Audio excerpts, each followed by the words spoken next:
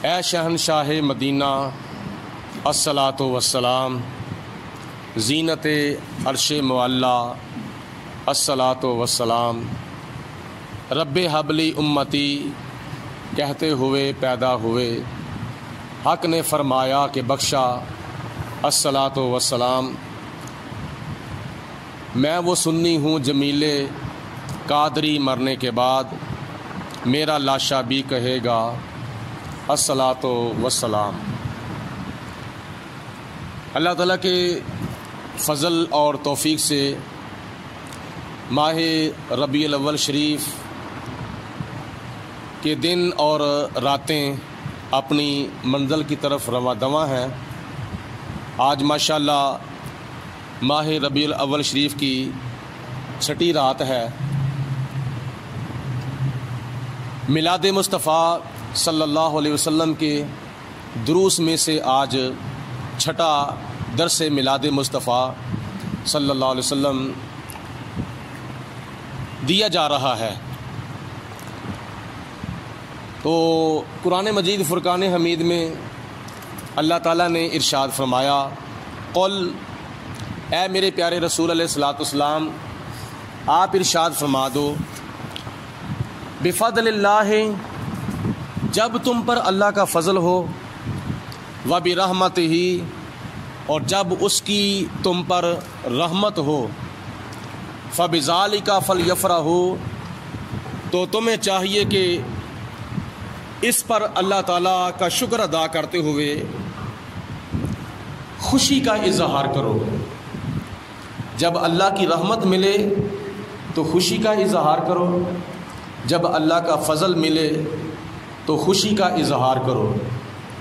ازرو قرآن رحمت سے مراد بھی نبی پاک صلی اللہ علیہ وسلم ہے، اور فضل سے مراد بھی حضور نبی کریم علیہ الصلاۃ والسلام ہے۔ کتابوں میں آتا ہے، روایات میں موجود ہے، حضرت آمینہ رضی اللہ تعالی عنہا ارشاد فرماتی ہیں کہ ماہ ربیع الاول شریف کی جب 12ویں رات تشریف لائی، توجہ میری طرف کرو بچوں، جب شب ولادت تشریف لائی تو میں نے اپنی آنکھوں سے دیکھا کہ آسمانوں سے اللہ کے فرشتے اتر رہے ہیں، اور ان کے ہاتھ میں 3 جھنڈے ہیں۔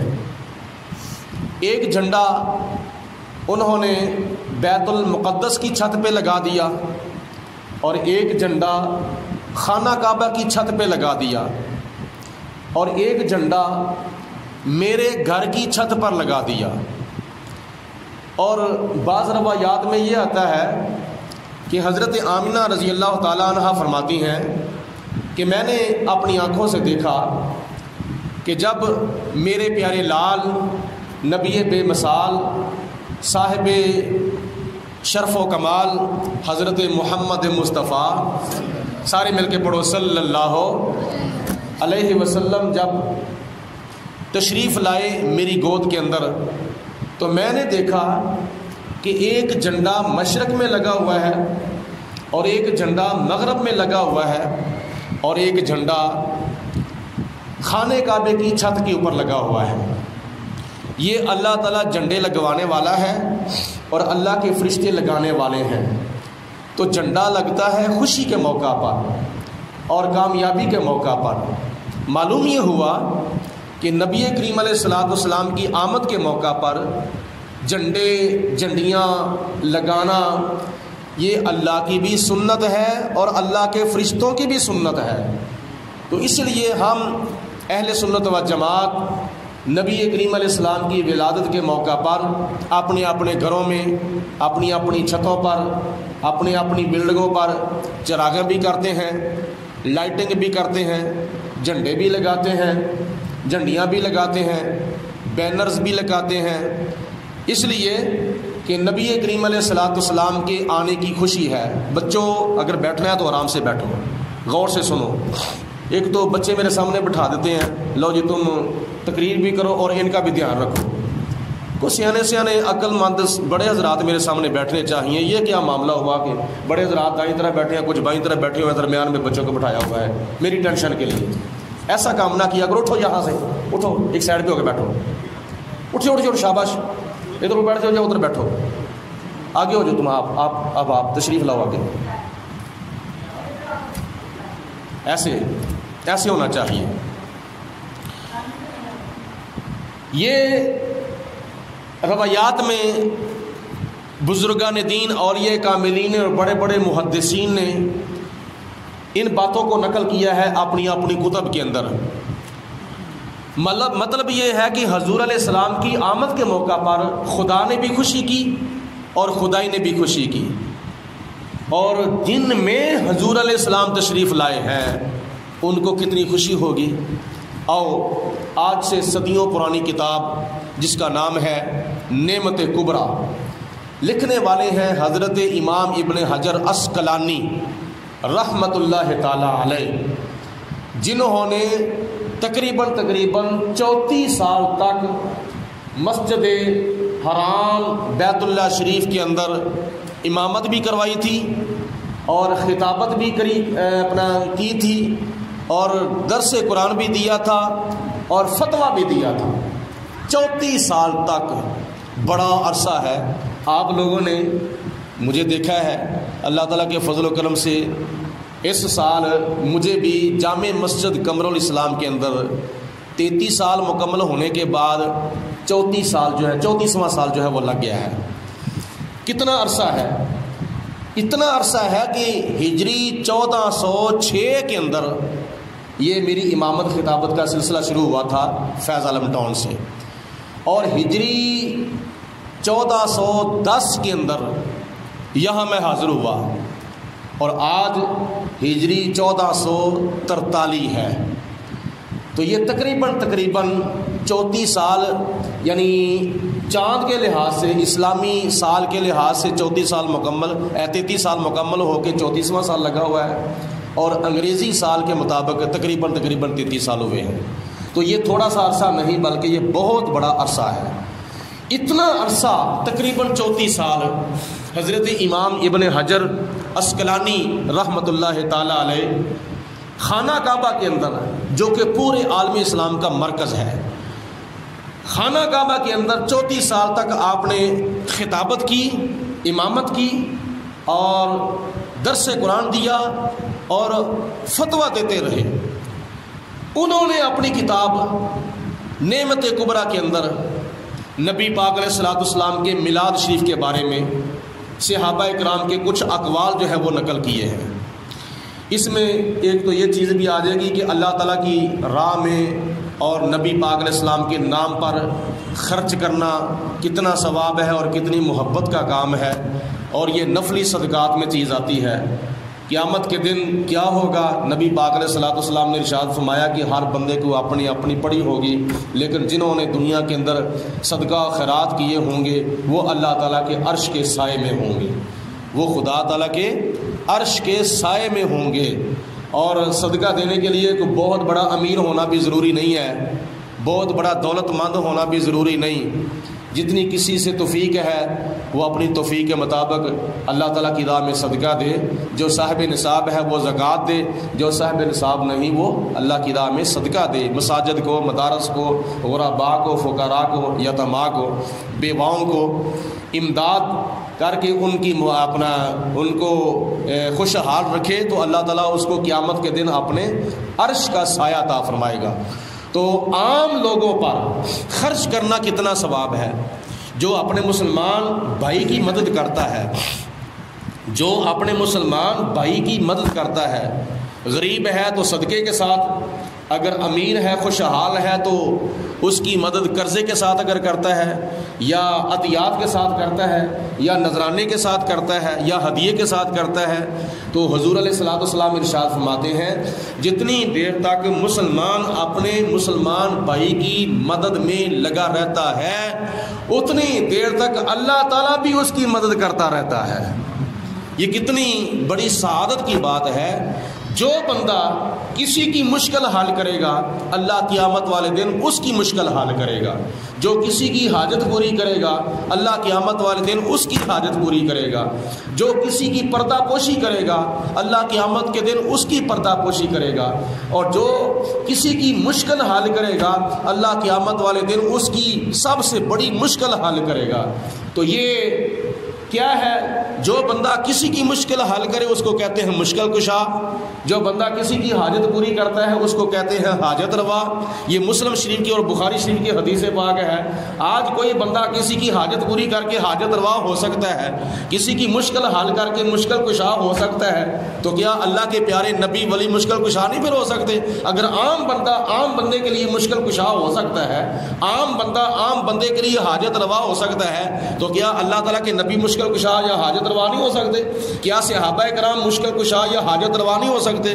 کیا اولیاء کرام مشکل کشا یا حاجت روا نہیں ہو سکتے؟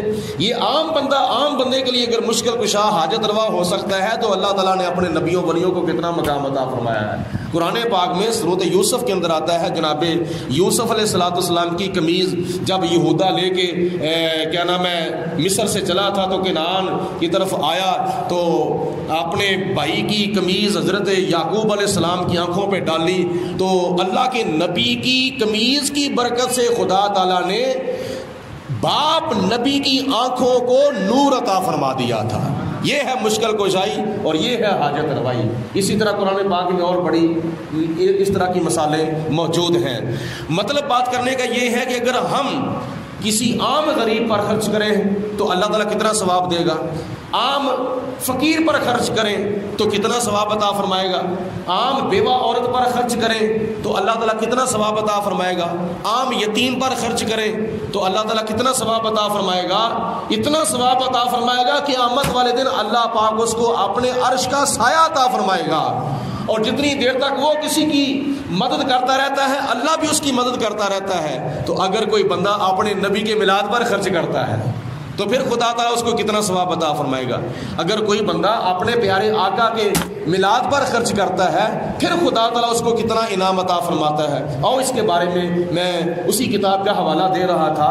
حضرت امام ابن حجر عسقلانی رحمۃ اللہ تعالی علیہ لکھتے ہیں نعمت کبریٰ کے اندر قال ابو بکر صدیق رضی اللہ تعالی عنہ من انفق درہما علی قرات مولے دن نبی صلی اللہ علیہ وسلم کان رفیقی فی الجنہ۔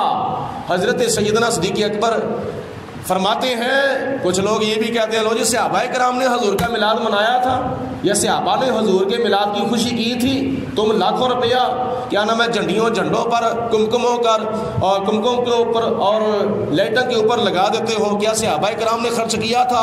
آؤ یہ آج کی بات نہیں بلکہ آج سے تقریباً 500 سال پہلے کی بات ہے۔ اس وقت کوئی فتنہ نہیں تھا، کوئی جھگڑا نہیں تھا، کوئی فرقہ نہیں تھا، کوئی فرقی بھی نہیں تھی، یہ اس وقت کی بات کر رہا ہوں۔ حضرت امام ابن حجر فرماتے ہیں جناب صدیق اکبر کا قول نقل کرتے ہوئے قال ابو بکر صدیق رضی اللہ تعالی عنہ من انفق درہما علی قرات مولد النبی صلی اللہ علیہ وسلم کان رفیقی فی الجنہ۔ لے جاؤ بچوں کو سب کو باہر لے جاؤ۔ کان رفیقی فی الجنہ۔ جناب صدیق اکبر فرماتے ہیں کہ جس نے میرے نبی کے میلاد پر 1 درہم خرچ کیا، من انفق درہما، جس نے 1 درہم خرچ کیا، کہاں؟ علی قرات مولد النبی صلی اللہ علیہ وسلم، نبی پاک علیہ الصلوۃ والسلام کے میلاد پر، قیامت کے دن اس کو کیا انعام ملے گا؟ کان رفیقی فی الجنہ۔ صدیق اکبر فرماتے ہیں وہ جنت کے اندر میرا ساتھی بن جائے گا۔ یہ ہے جناب صدیق اکبر کا فرمان۔ اور صدیق اکبر کون ہے؟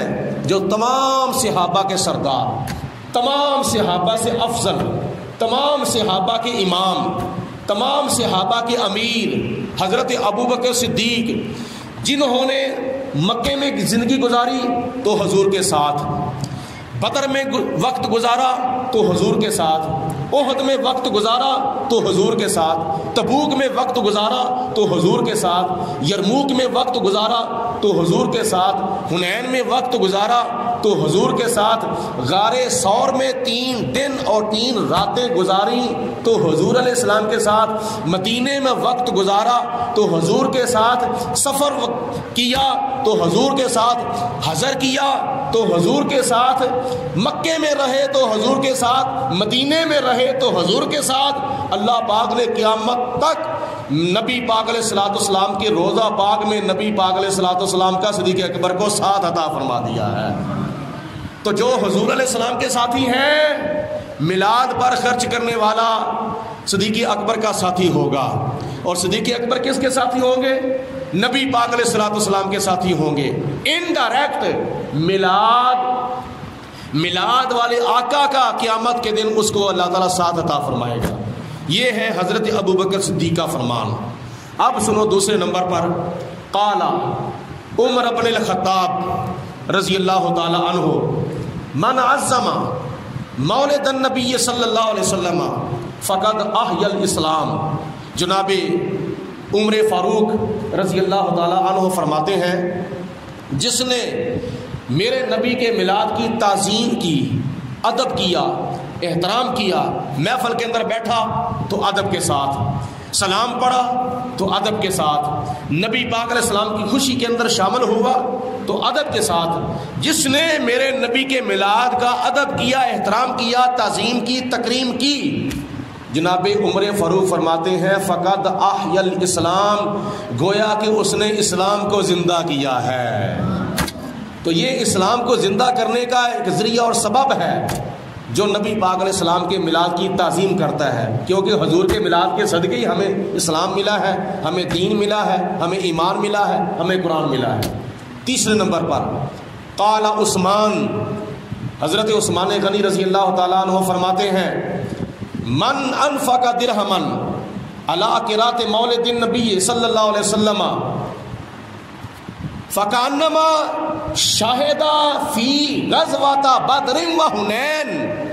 حضرت عثمان غنی رضی اللہ تعالیٰ عنہ فرماتے ہیں، جس نے نبی پاک علیہ السلام کے میلاد پر 1 درہم خرچ کیا، اللہ پاک اس کو غزوہ بدر میں اور غزوہ حنین میں حاضر ہونے کا ثواب عطا فرمائے گا۔ غزوہ بدر وہ جنگ ہے کفر و اسلام کی جو سب سے پہلی کافروں اور مسلمانوں کے درمیان ہوئی تھی، اور اس جنگ کے اندر 313 مجاہدین شریک ہوئے تھے، اور یہ شہداء بدر اور مجاہدین بدر جو ہے یہ کیا نام ہے خلفاء راشدین اور عشرہ مبشرہ کے بعد تمام صحابہ سے افضل ہیں۔ اللہ پاک نے بدری صحابہ کو اتنا مقام عطا فرمایا ہے کہ نبی کریم علیہ الصلوۃ والسلام نے ارشاد فرمایا کہ جو جو میدان بدر میں حاضر ہوا ہے، جو جو میدان بدر میں حاضر ہوا ہے، میدان بدر میں حاضر ہونے کے بعد وہ شہید ہوا، اللہ پاک نے اس کو شہادت کا مرتبہ عطا فرمایا۔ لیکن جو بچ کر غازی بن کر واپس آئے، نبی پاک علیہ السلام نے فرمایا کہ اب وہ جو مرضی عمل کر لیں، جس طرح کا مرضی عمل کر لیں، انہوں نے قیامت والے دن جنت میں جانا ہی جانا ہے۔ تو حضور علیہ السلام فرماتے ہیں کہ اللہ تعالیٰ نہ، حضرت عثمان غنی فرماتے ہیں اللہ پاک اس کو میدان بدر میں اور میدان حنین میں حاضر ہونے کا ثواب عطا فرمائے گا۔ چوتھے نمبر پر قال علی ابن ابی طالب کرم اللہ وجہہ الکریم، حضرت علی المرتضی رضی اللہ تعالی عنہ ارشاد فرماتے ہیں، من عظم مولد النبی صلی اللہ علیہ وسلم لا یخرج من الدنیا الا بالایمان۔